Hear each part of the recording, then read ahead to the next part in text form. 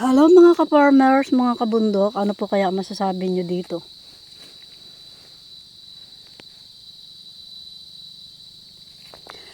Tunay pong nakakapagod. Tunay pong hindi madali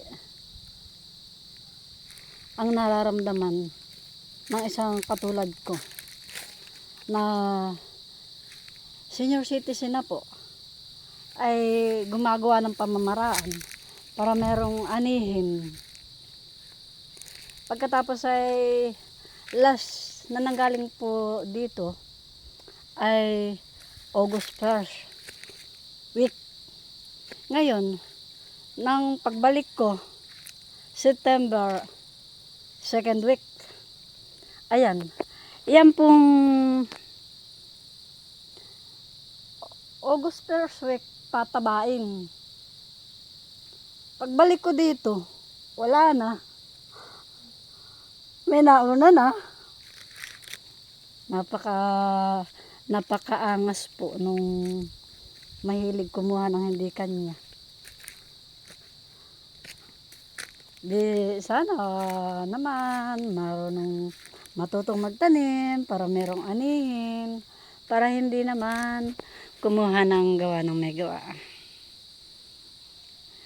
Di po ba? At malamang yung kumuha naman ay kalakasan pa. Nakaakyat pa ng bundok dahil po bago po makarating dito. Ito po ay bundok, bago makarating dito, babarangka pa doon. May barangka doon. Hindi po makakapunta rito ang mas maedad pa sa akin na mahihirapan pag barangka.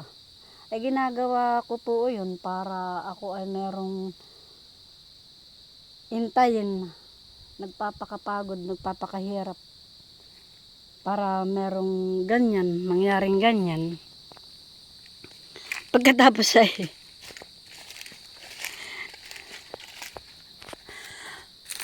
uunahan naman ng iba. Ay, ano po naman ang masasabi nyo sa mga ganitong sitwasyon? Ay dahil sisilong muna sa loob at para makapagpahinga at mabawas-bawasan yung nararamdaman ng kapaguran. So, Maria Josep, sana po matutong magpakundangan yung mga iba na kung yung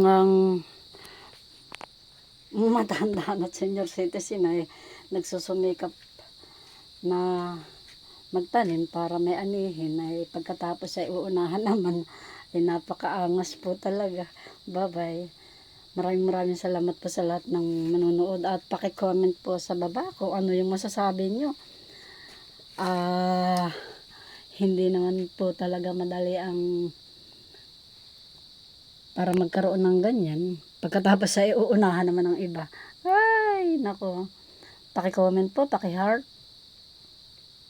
Bye.